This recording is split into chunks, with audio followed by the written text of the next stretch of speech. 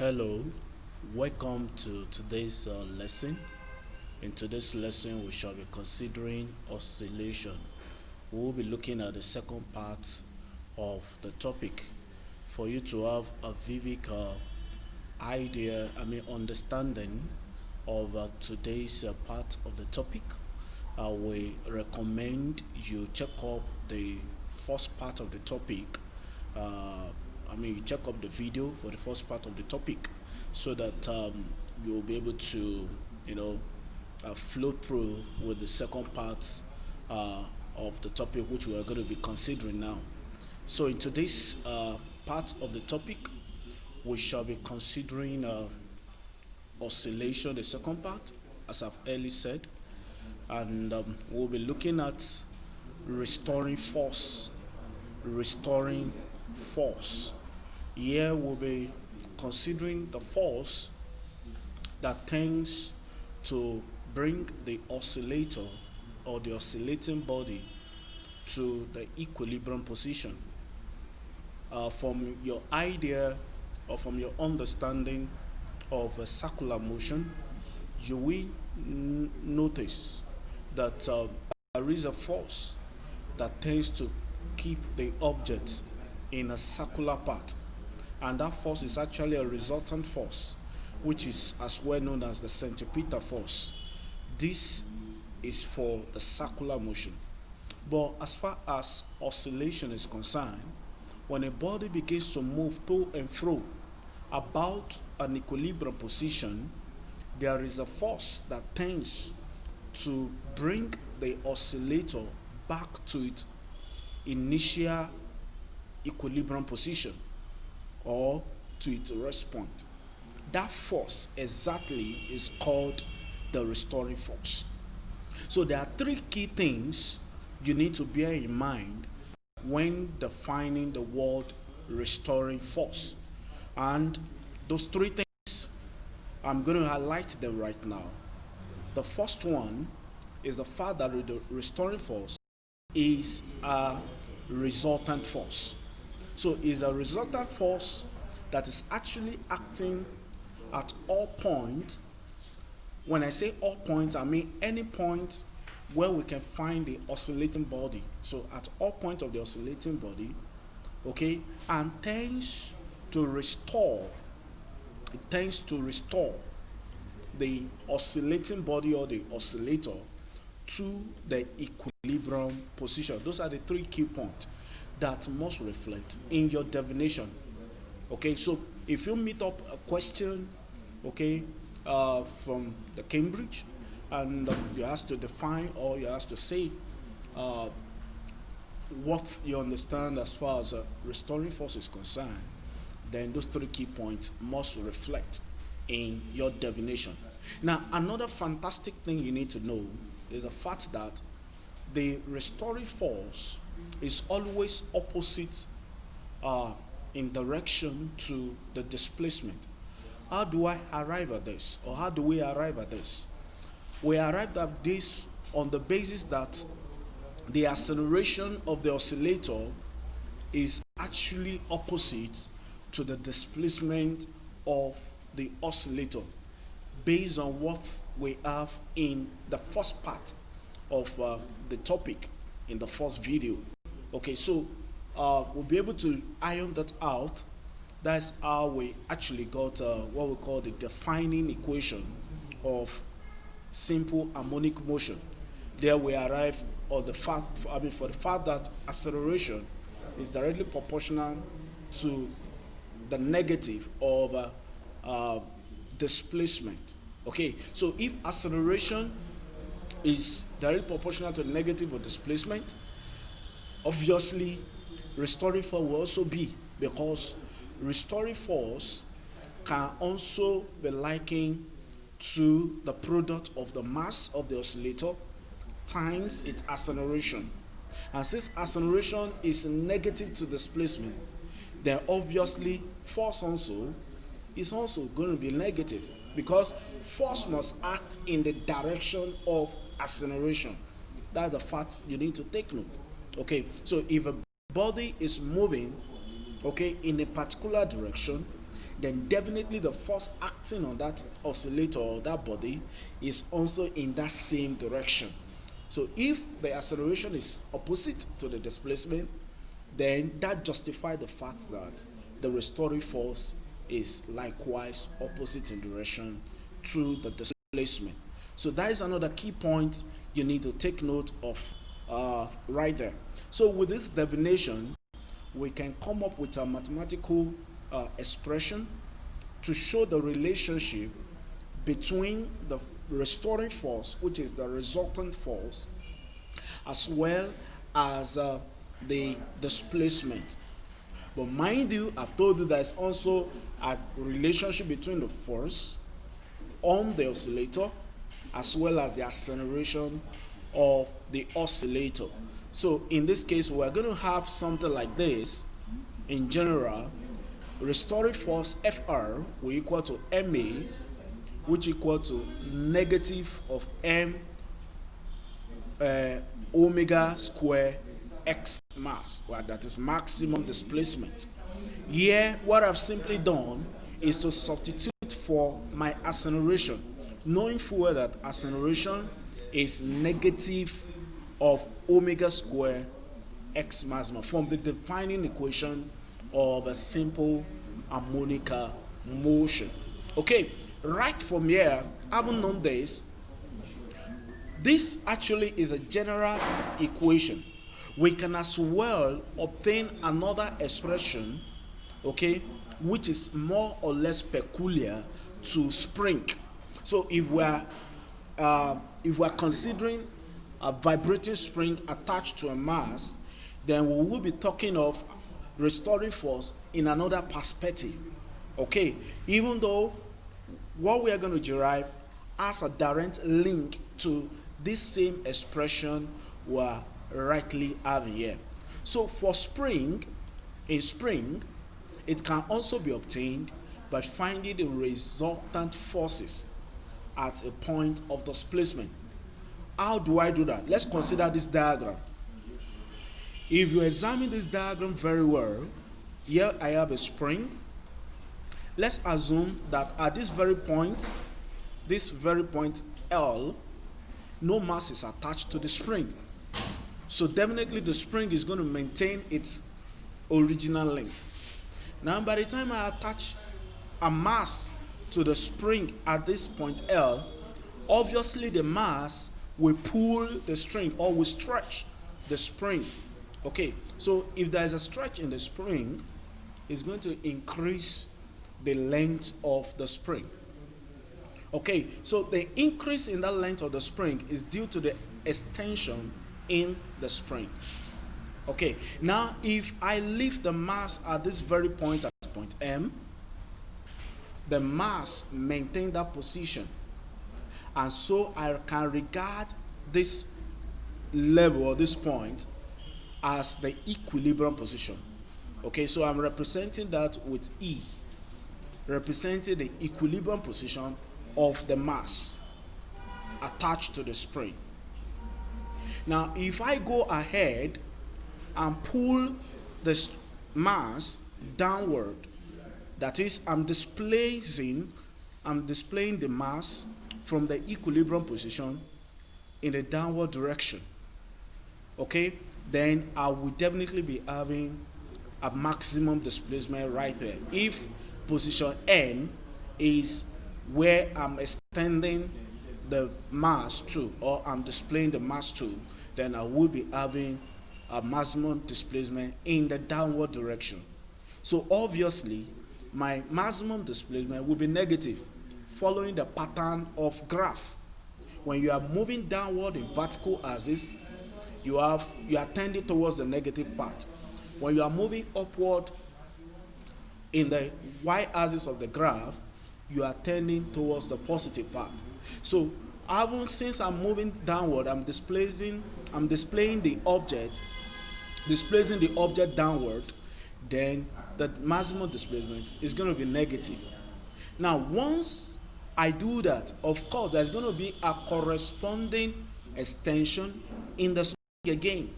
So I'm taking that corresponding extension in the spring as my maximum displacement also, because it is equivalent to that.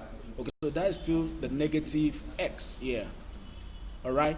Now, another thing I need you to know is the fact that to every mass that is attached to a spring, there is a force of gravity that is acting on that mass. And that force of gravity is our weight. And weight will always act downward, okay, because it's acting in the direction of the pull of the earth, which is mg. Okay, now the weight tends to exert force on the spring. The force exerted on the spring is called the tension. Okay, so force stored in the spring due to the attachment of the mass, which pulls the spring in a downward direction. The force exerted is the tension. Okay, so to every point, I have an amount of tension exerted on the spring depending on the level or the magnitude of extension, this force exerted on the spring. Okay, so if I release this mass at point N, obviously the mass is going to exhibit a simple harmonic motion. So it will bob up and down, to and fro, moving in the upward direction and back to the downward direction about this equilibrium position. Okay, now the question is, how can we figure out the restoring force in this kind of scenario? Now let's analyze this. At point M, the tension acting on the spring due to the weight of the load is T. Why, after displaying the object, the mass, more tension is created in the spring due to the weight of the mass. Okay, so I call the tension Tx. Now, I've said from the definition that the restoring force is simply the resultant force at all points. So all what we just need to do is to find the resultant force exerted on the spring. And the force exerted on the spring, as I've explained initially, is the tension, okay, which is T and Tx at different positions right there. Okay, so if I find the resultant force right there, then I will be having something of this nature right from there. So Fr, which is the restoring force, becomes T naught minus mg. T naught here is simply the resultant force right there. It's simply the total tension on the spring minus the weight, knowing full well that at point N, weight is, force of gravity is acting on the mass, so pulling it in a downward direction, and that makes it negative. So that's why I have minus mg. Okay, now T naught, I said, is the total tension exerted on the spring. They are all acting in same direction. So obviously, the total tension will simply be T minus Tx. So that is what I'm having here. So T naught here becomes T plus Tx. Okay, and already I have minus mg. So all I just need to do is to do that, to subtract mg from T minus Tx. Now T right here is the force exerted on the spring at point M, and the extension created due to that is E. And knowing full well, according to Hooke's law states that to every amount of force there is a corresponding extension. Okay, and the corresponding extension is actually directly proportional to the extension, on the condition that the elastic limit is not exceeded. So if I follow that rule right here, then I can as well say the force exerted on this spring is actually my tension creating this extension. So in other words, T equals KE, where my K there is the force constant. Now at point N, if I also apply Hooke's law, Tx becomes K times minus X, which will give me minus Kx, where X there is actually the extension when the mass was pulled or displaced to point N. Now if I substitute that in this equation for T is Ke, then for Tx is minus Kx, then I will obviously be having something of this nature. So I'm having this expression right here once I substitute. Now remember, this extension is as well equivalent to the weight of the body. How did I come about that? From equilibrium, condition for equilibrium. One of the conditions says that the sum of upward forces equal the sum of downward forces. Right here, the upward force here is the tension acting on the spring, while the downward force is the weight. So if we are attaining equilibrium at point M, then obviously tension will equal to weight, which is mg. So if I bring that right in here, knowing full well that tension is already Ke initially, I will be representing Ke with mg, which is my weight. So if I bring a mg to represent my Ke, then I will be having something of this nature. So I will be having mg minus Ke, all in brackets, then minus mg. So at the end of the day, mg will cancel out mg. Then I will be left with Fr equals minus Ke. And this is simply the formula for finding the restoring force in a spring, apart from the one we have in equation 9, which is Fr equals Ma equals minus M omega square X max. So here we'll be able to derive two different formula for restoring force. So let's consider energy in simple harmonic motion. Energy in simple harmonic motion. We want to see what are the kinds of energy or forms of energy that plays out whenever a simple harmonic motion is exhibited, or whenever we have a body exhibiting oscillation. Okay, so right from here we're going to see the energy involved and how those energy are interchanging at every given point in time during oscillation. Okay, so from here we consider the fact that energy involved in SH.M is actually the kinetic energy when the mass is moving from one point to another, and the potential energy when the mass is not moving, or rather when the mass is at rest.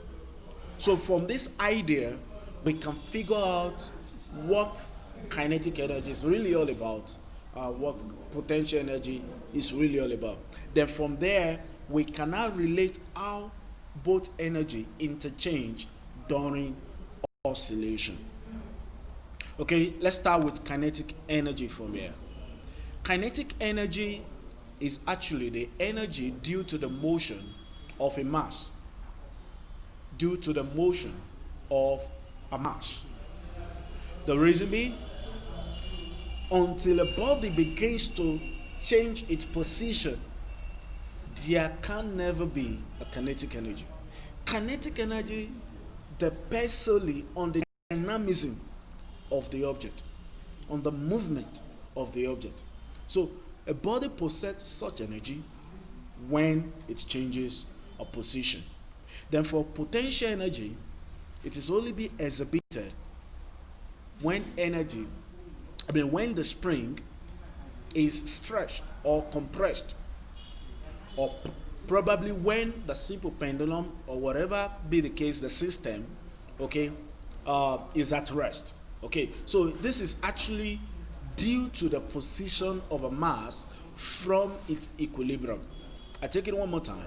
Potential energy is the energy in a stretched or compressed spring or string due to the position of a mass from its equilibrium. Okay, so the position of the mass at a given point in time from its equilibrium determines solely if it is a kinetic energy or a potential energy. However, if the position of the mass, okay, is in a rest position, okay, meaning that the object actually comes to rest or tends to take off from rest, then the energy involved is a potential energy.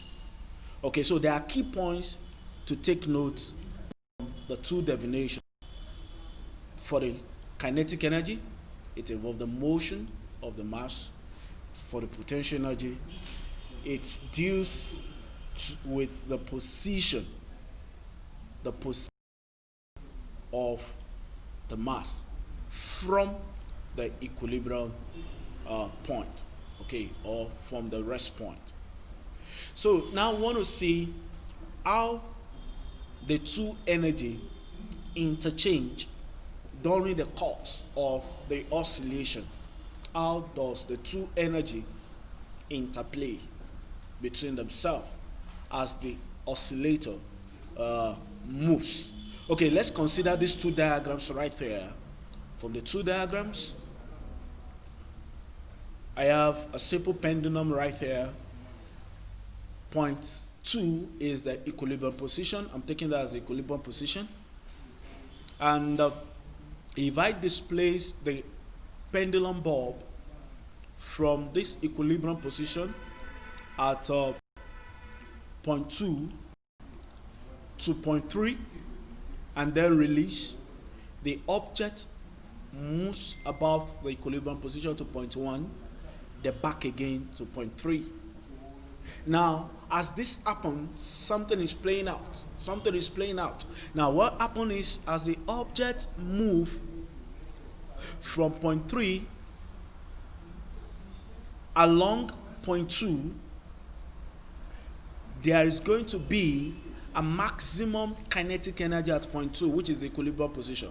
Why? Because the object is actually moving. So it's on motion. It's changing position. Okay, it's moving along point 2.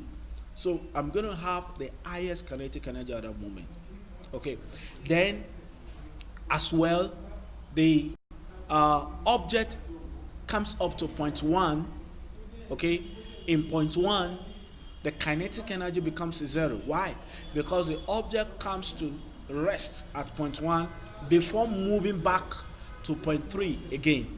So meaning that the object is coming to a static point, which makes it to exhibit a body at a point. Okay, so meaning that there's not going to be a kinetic energy exhibited by the object. Okay, then at point 3, it comes again to a rest before taking off, moving along point 2. So that makes kinetic energy to be 0 again. Meanwhile, the potential energy at point 3 is great or maximum. Why? Because the object maintains a rest position before taking off. So the potential energy, knowing full well that it is due to the position of a mass from the equilibrium position, so it's maintaining a position right here at rest before taking off. So the the potential energy becomes great or maximum. Why at point 2 the object moves, so it doesn't exhibit a potential energy, meaning potential energy is actually 0. Then on getting to point 1 again, right here, potential energy becomes maximum because the object comes to rest before moving back to point 3. Now, if I relate that as well to a mass attached to a vibrating spring, the same situation I'm going to have. If the mass is pulled from the equilibrium position in this right direction, then I'm going to have zero kinetic energy at the rightward direction of the displacement. Why? Because the object comes to rest before moving from that point back to the left direction. Okay, that means if we are considering the horizontal plane of the movement of the attached mass. Okay, so this also plays out in both scenarios. Now let's see how this relates to a graph. Now I can bring this into a graph by plotting energy against the displacement of the oscillator. So I'm going to make energy the vertical axis of the graph and the displacement the negative axis of the graph. Now all I need to do is to take note of each point, okay, and then make my plot on the graph. So let's start with that of the kinetic energy. At this very given point, kinetic energy at maximum displacement is zero, because at maximum displacement it's taken off from rest. So at rest, no kinetic energy. Okay, so it's going to be zero. So I come to the graph, I locate my maximum displacement just as I have it on the graph right there. My maximum displacement in the right direction is positive. So I will start from the positive axis of x. So I'm going to have my maximum displacement right there. And at that given point, tracing into the vertical axis at point 0, I will be having my kinetic energy to be 0. So I then have my plotting point at this point. Now, by the time the object moves along point 2, kinetic energy is maximum at point 2. And at that point 2, displacement is 0 because that is the equilibrium position. So at equilibrium position, having my kinetic energy to be maximum, knowing full well that it is 0 for displacement, so I then locate that on the graph at x-axis for 0, then I trace it up where I have the maximum displacement for the kinetic energy right there. So I have my plotting point at this given point. Then at point 1, that means the oscillator is tending towards the negative axis of the graph. So obviously I will have my maximum displacement in the negative axis of the graph. So making the maximum displacement to be negative. Okay, so at this point where I have the negative maximum displacement, I'm going to have my kinetic energy to be 0, knowing full well that the oscillator is coming to rest at that point. So on tracing on the graph to is 0 to the y-axis, I will have my plotting point here. Because at 0, maximum displacement is negative. So I have it right there. Or you can say maximum displacement is negative when when kinetic energy is 0 at this given point. So all I need to do is to connect the 3 points I've plotted. If I do that carefully, I'm going to have from here to here, I will be having a parabolic graph in form of an N shape. Okay, then if I consider that a potential difference, potential energy rather, for the positive maximum displacement, I have the potential energy to be maximum.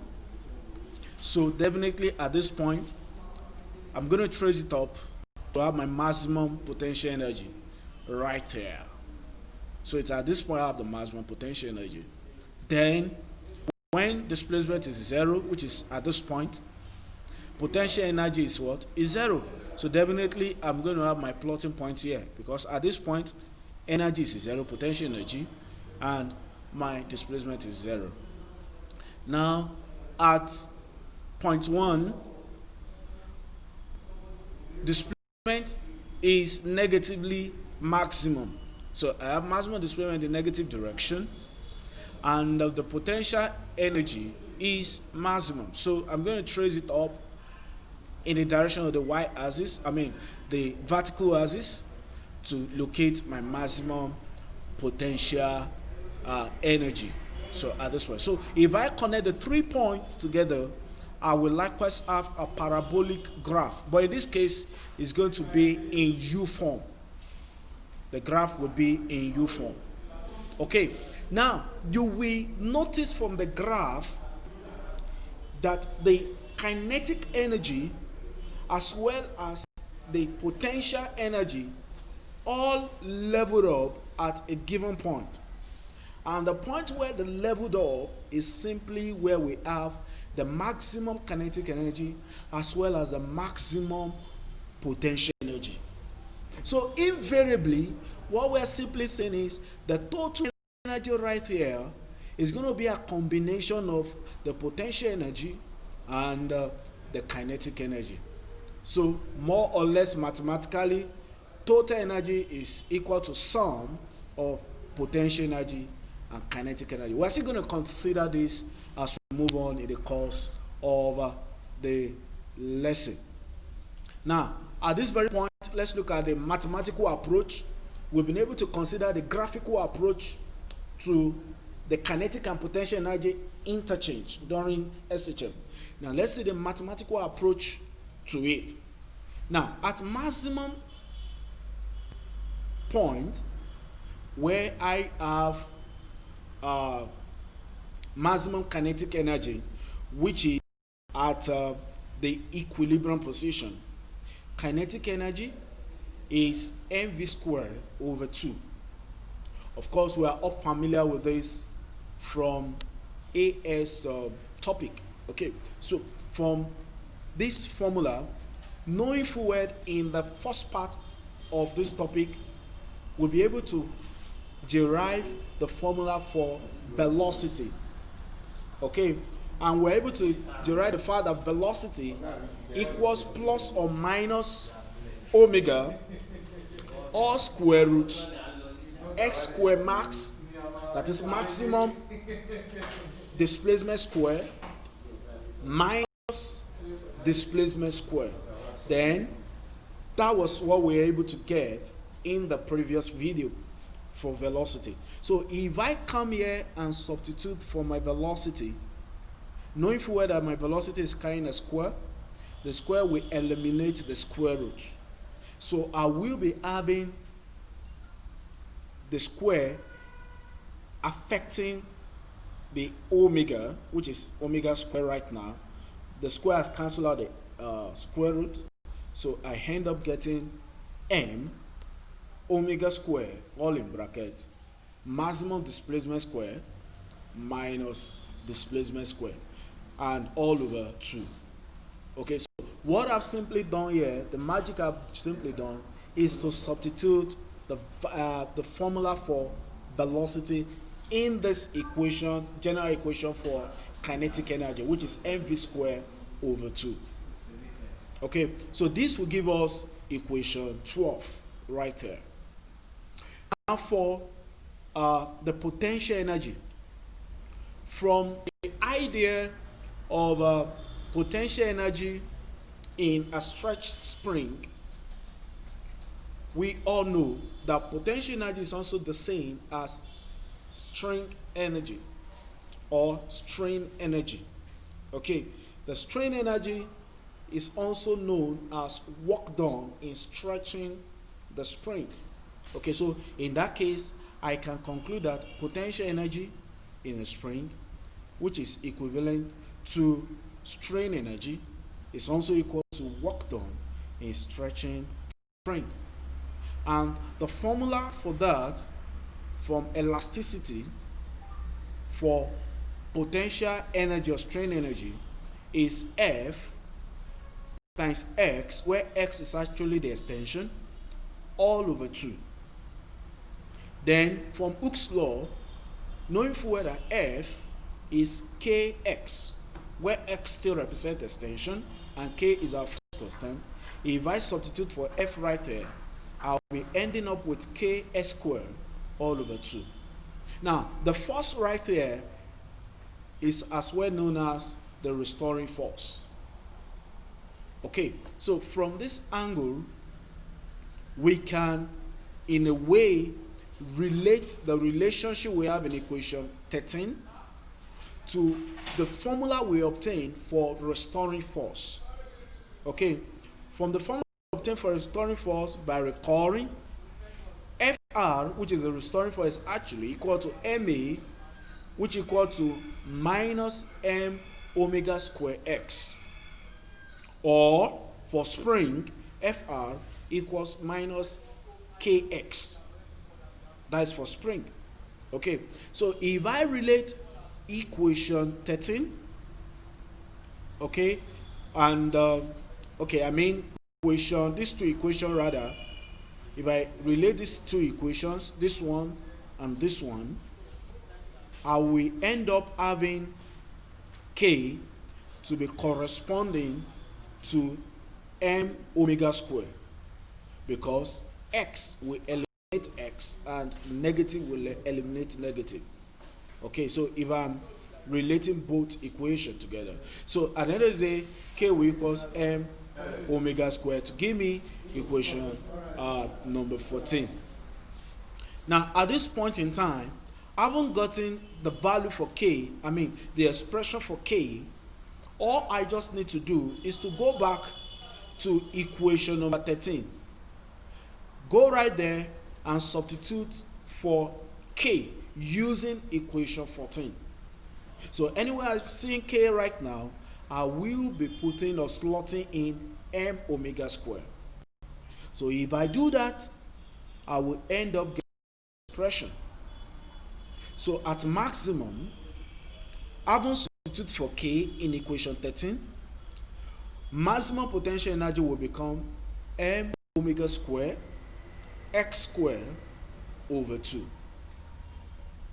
Okay, so at this very point, I haven't gotten maximum potential energy to be this in equation 15, and maximum kinetic energy to be this in equation 12. Then obviously I can figure out the total kinetic energy in the system. From the graph, we'll be able to do that by summing up the potential energy, the maximum potential energy, and the maximum kinetic energy. Okay, so I can as well apply the same principle here mathematically now. So if I do that, energy in the system, which is ET, becomes maximum kinetic energy plus maximum potential energy. Okay, and I will know maximum kinetic energy to be this already. I will just substitute directly. Then for maximum potential energy, which is this, I will substitute right there. If we do our arithmetic very well, we will end up getting M omega square S square maximum all over 2, which is the value for total total energy in the system. Meanwhile, if we compare the total energy to the maximum potential energy, okay, we are going to notice, even to maximum kinetic energy, when x equals 0, we will notice that they all have the same expression. We'll notice that total kinetic energy, which is equal to mass omega square x square mass over 2, is also applicable to that of maximum potential energy and to that of maximum kinetic energy when x is equal to 0. So what are we saying? What we're actually coming up with is the fact that the total kinetic energy is a constant, since it has same expression as that of maximum potential energy and maximum kinetic energy. So it is constant. And no wonder why on the graph they all align at the same point. Where we have the maximum kinetic energy is also where we have the maximum potential energy. It's also where we have the total energy. So that justifies the expression in this way. Now, we want you to do a bit of exercises right there. Having draw out the graph for energy against displacement, we want you to try out this by sketching the graph of energy against time. And on the graph, you indicate the kinetic energy, okay, then the potential energy, as well as the total energy on the graph of energy against time. Okay, so you can try out on your own. You can as well use table, just as it was explained in the previous video, the first part of this topic. Okay, right from here, let's quickly look at another type of oscillation. In the first part of the topic, I said there are three kinds of oscillation. We have the free, we have the damp, and we have the forced oscillation. So we'll be able to look at the free oscillation in the first video, and we'll be able to conclude that in this video. So we want to look at the second part of the oscillation, which is a damp oscillation. Damped oscillation. Okay, at this point, what is actually damp oscillation? Now, the word damp is derived from the word damping. And damping simply means an opposing force or forces acting on an object, tending to reduce its amplitude, energy supplied to that object, and some other factors associated to that same object. So in other words, damp oscillation is simply a simple harmonic motion. It's also an harmonic motion with decreasing amplitude and dissipation of energy from mechanical to thermal energy due to external or internal damping forces. So there are some key points to take note there, which I'm going to highlight. One, it's a simple harmonic motion, meaning that it also obeys the defining equation of SH.M. Two, its amplitude decreases. It decreases gradually.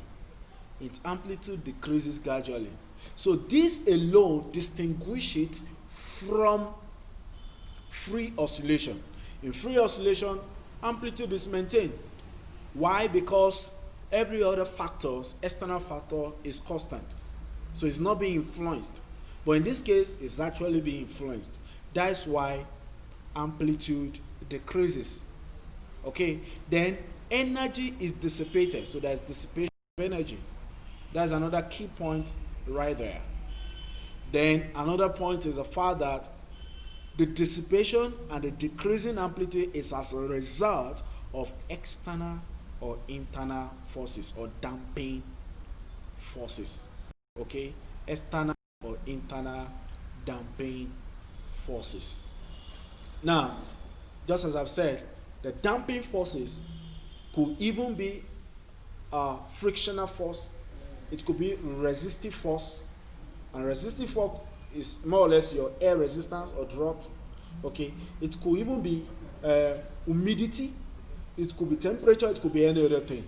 So, as far as it affects the amplitude of the oscillation, then that oscillation automatically becomes a damped oscillation. Okay, so if it comes to you, what is damping in code? We can, from what we have said so far, that damping simply means the effect of frictional or other resistive or opposing forces, okay, on an oscillator, resulting into loss of energy. Another word for dissipation of energy. So resulting into loss of energy or decrease in amplitude. Decrease in amplitude. Okay, now there are kinds of damp oscillation. Actually, those kinds of damp oscillation depend more on the extent of damping of the oscillation itself. Okay, and there are three in numbers. We have three of them, three kinds of damped oscillation. And one of such is what we call light damping. Light damping. Then the second one, we have heavy damping. Why the third one is critical damping.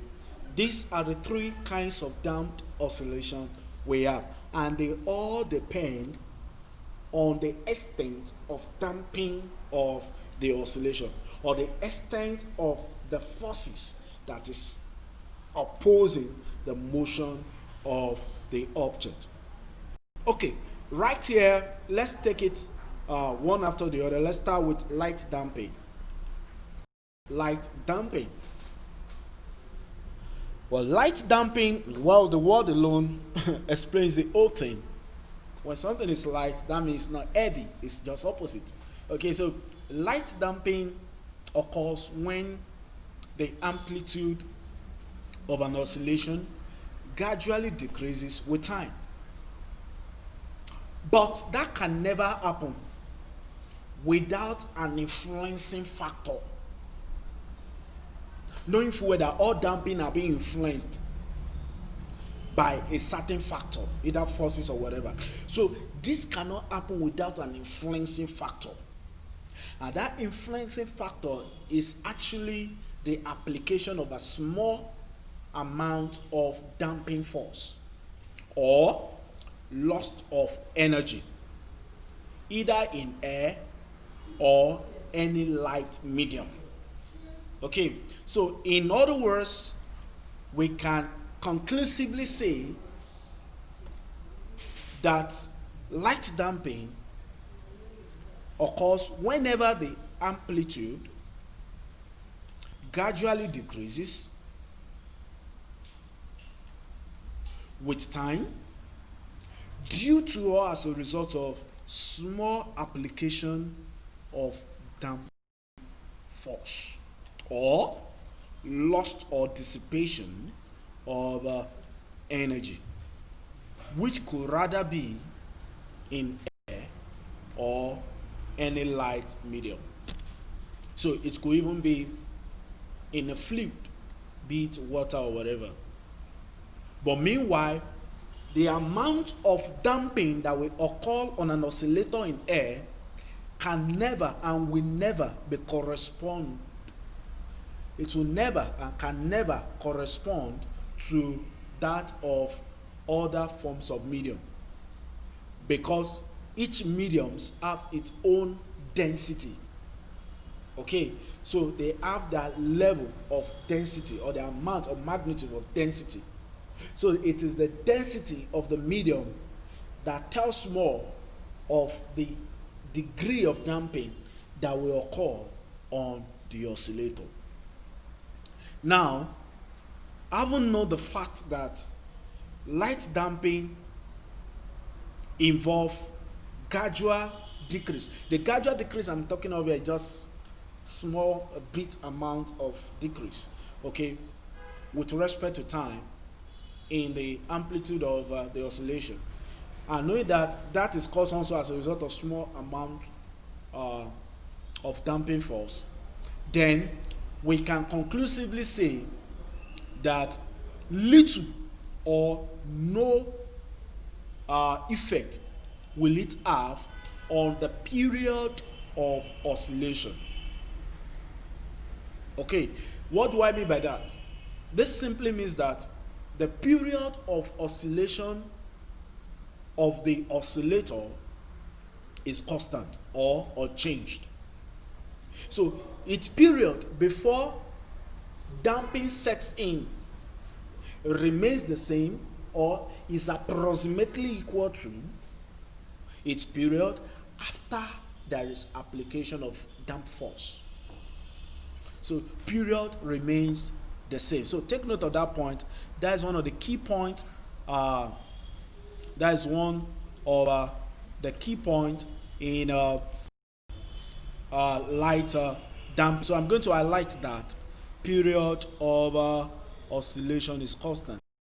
Okay, it's a major key point as far as light damping is concerned. Okay, or you can simply say it's approximately equal to its period before damping. Now, conclusively again, we can say that energy dissipated is less.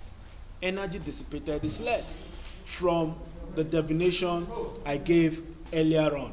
Energy dissipated is less because loss of energy is very minimal, very, very minimal. Now, we can explain this using a graph. We can explain this using a graph. Now, what we need to do is the fact that we need to see how this plays out on the graph. And I'm going to show you a sample of it.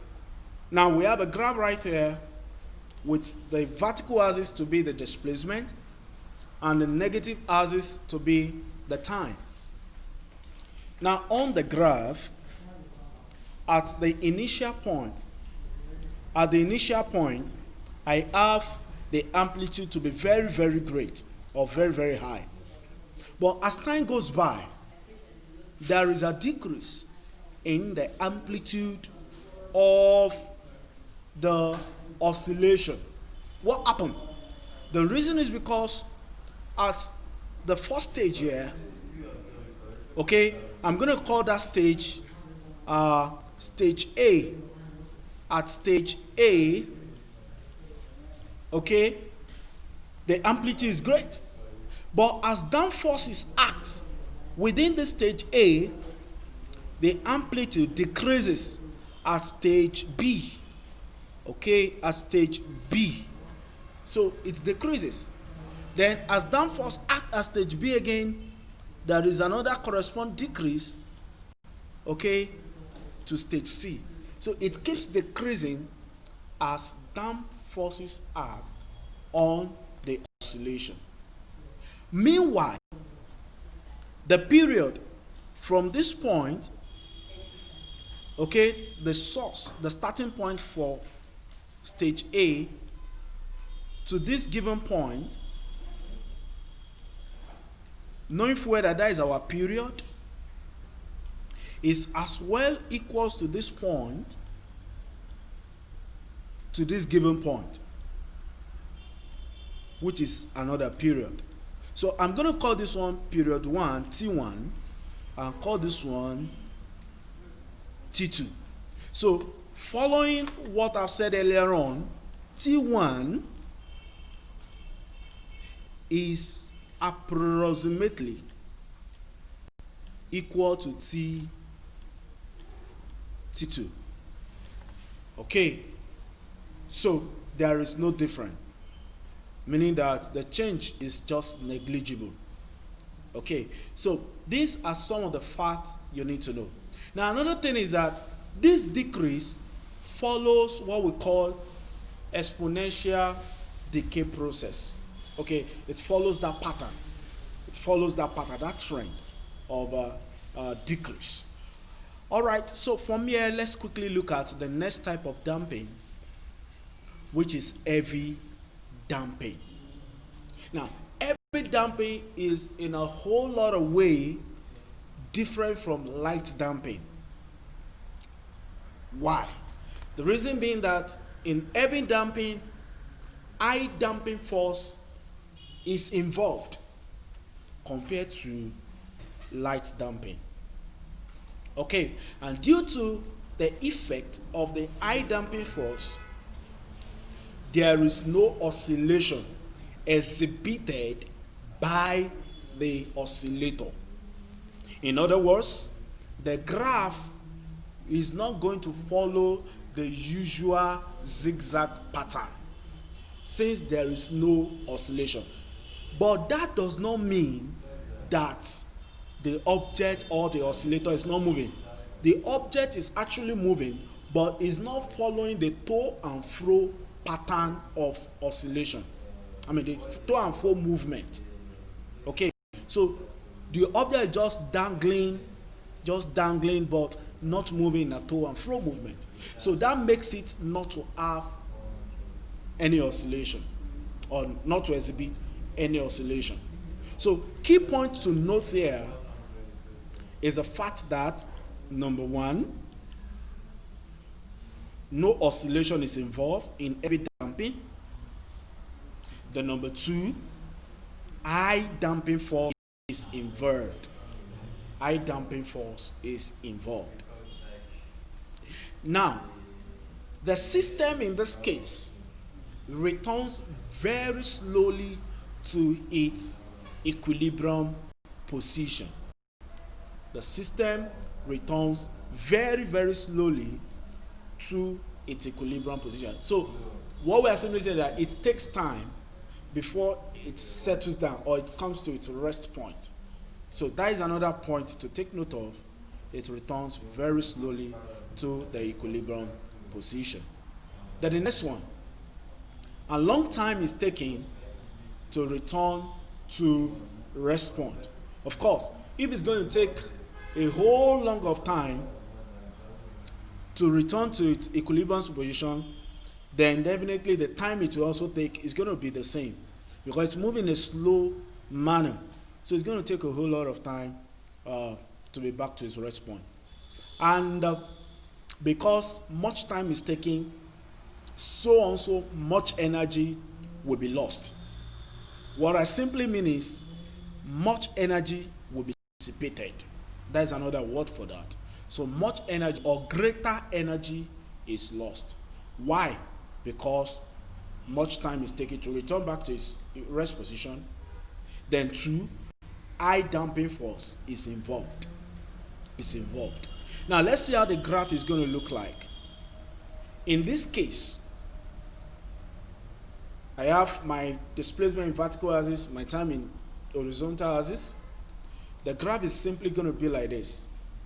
The graph line or the curve is almost closely touching the horizontal axis, but not completely touching the horizontal axis. So it's just aligned to the horizontal axis. And this, the reason being that this is exhibiting the fact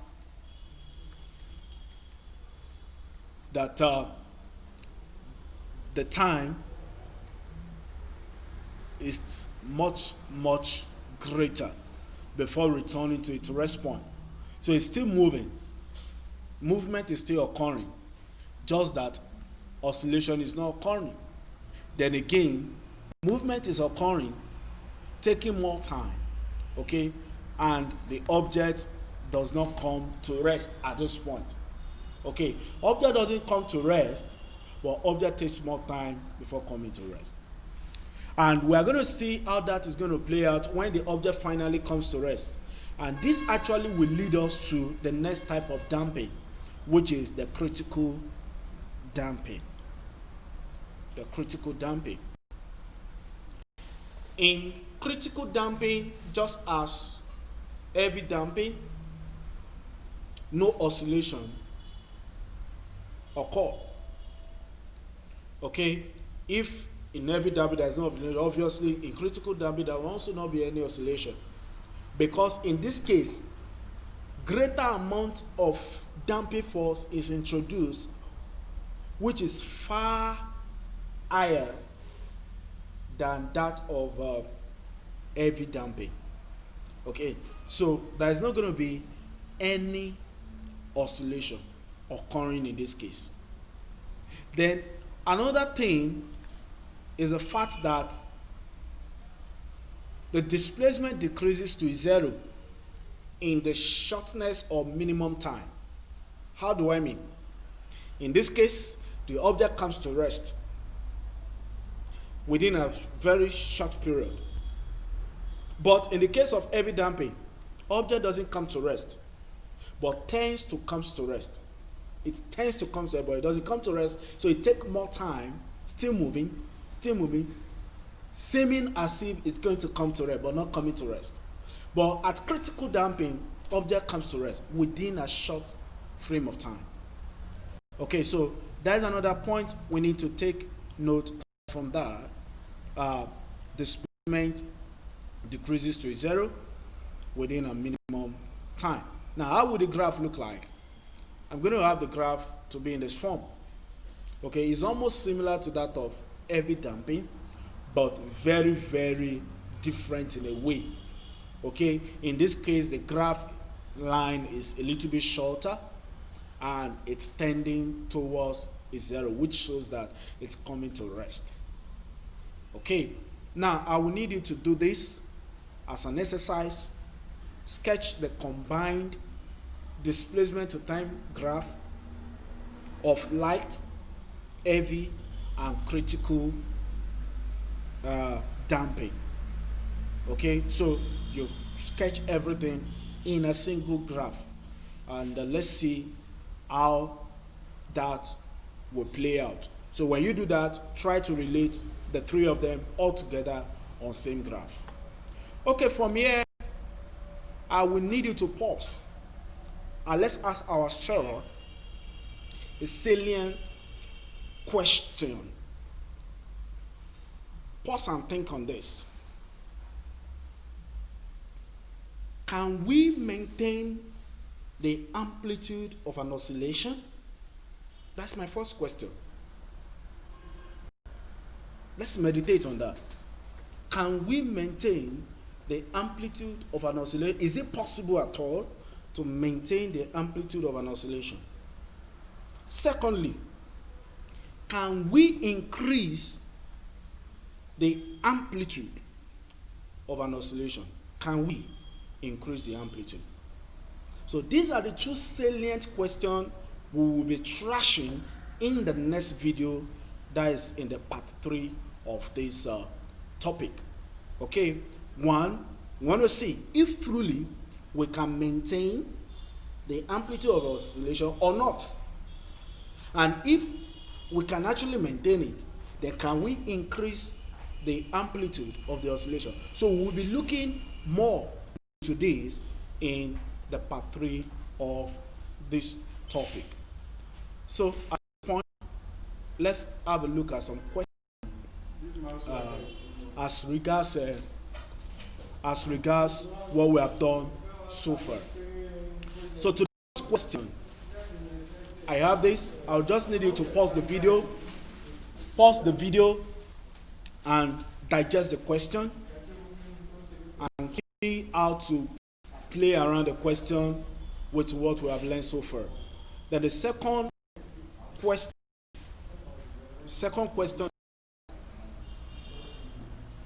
it continues right here. Then we have the third question. There's a third question. The question continues right here. So all I just need to do, simply pause the video, look at the question critically, and walk through them. At this very point, we will be calling it a day till we meet again in the third part of the topic. See you next time.